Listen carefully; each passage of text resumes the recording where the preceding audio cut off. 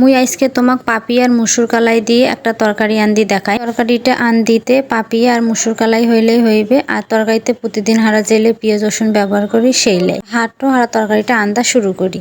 প্রথমে মোর মতন একটা কালা কড়াই নিয়ে ওটা মিশ্রণের তেল ঢালি দিবেন। তেলটা না গরম হয়ে গেলে পাপি এগুলো ঢালি দিবেন।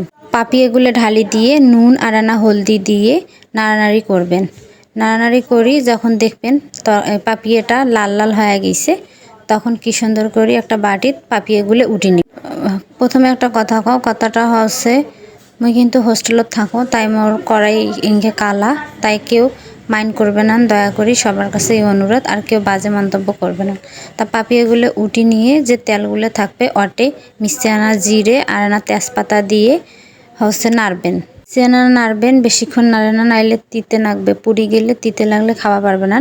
তারপর যখন মিশ্রণের পর নাড়া হয়ে যাবে তখন পেঁয়াজ দিয়ে সুন্দর করে ভাজতে থাকবেন। চাইলে তোরা না নুনও দিয়ে পারেন, মুই কিন্তু দেও নাই। তারপরে যখন এটা ভাজা হয়ে যাবে ওর সাথে তখন ফির দিবেন রসুন বা পিষি থইলে রসুন পিষে। তারপর ফির রসুনগুলো আপনারা ভালো করে ভাজবে নাকবে, না হলে ফির কাঁচা কাঁচা গন্ধ নাকবে। তারপরে যখন এই যে দেখবেন ভাজা হয়ে যাচ্ছে তখন পানি ঢালি দিবেন, পুরি ফেলান না, নাইলে তিতে নাকবে। বেশি পানিও দিবেন না, মিশানো পানি দিবেন যাতে পোড়া না লাগে।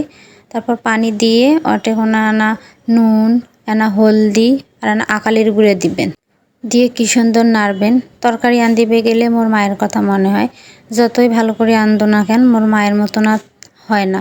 মোর মায়ের হাতের রান্ধন মাশাল্লাহ সেই সুন্দর, খাইলে খালি খাবাই মনে হয়, কিন্তু বাড়িতে না থাকার কারণে আমি খাবাই পারো না।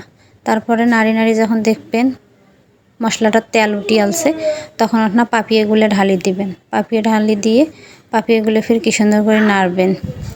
সবাই কিন্তু এই তরকারিটা আন্দি মোক কমেন্ট করে জানান যে কেঙ্কার লাগছে। খাইলে কিন্তু একবার আন্দি খাইলে বারবারে আন্দি খাইবেন। আর আল্লাহর রহমত তরকারিটা ফির ভালোই লাগে। তা যখন এটা নাড়া হয়ে যাবে ওতে ফির মুসুর কালাইগুলো দিয়ে দিবেন।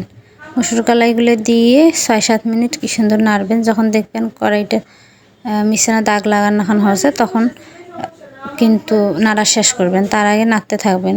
এটা নাড়ি দিয়ে ফির মোবাইল টিপে বসে না, নাইলে তো পোড়া লাগবে। তারপরে নাড়া শেষ হয়ে গেলে পানি ঢালি দিবেন। পানি ঢালিয়ে পানিটা না বেশি করে দিবেন, যেহেতু এটা কালাই হইবে, নাইলে কম পানি দিলে সেদ্ধ হবে না। তারপর ঢাকনা দিয়ে কিছুক্ষণ পর ঢাকনাটা খুলে ফির নাড়বেন। তারপরে যখন দেখবেন হয়ে গেছে তখন শেষ হতে না ধনিয়ার গুঁড়ে দিবেন। ধনিয়ার গুঁড়ে দিয়ে এখানে নাড়বেন কি সুন্দর করে। নাড়ি যখন দেখবেন অল্প অল্প করে না করে পানি আছে তখন নামিয়ে নেবেন। কেউ যদি চান এর থেকে বেশি ঝোল খাইবেন তাও খাওয়া পারেন, মুই এঁকে খাও তাই এঁকে আমি নামানু। তা সবার কাছে মোর এই ভিডিওটা কেঙ্কা লাগছে আর কে কোথাকি দেখা করছেন সবাই আমাকে কমেন্ট করে জানান। তা সবাই ভালো থাকেন, সুস্থ থাকেন, আল্লাহ হাফেজ, টাটা।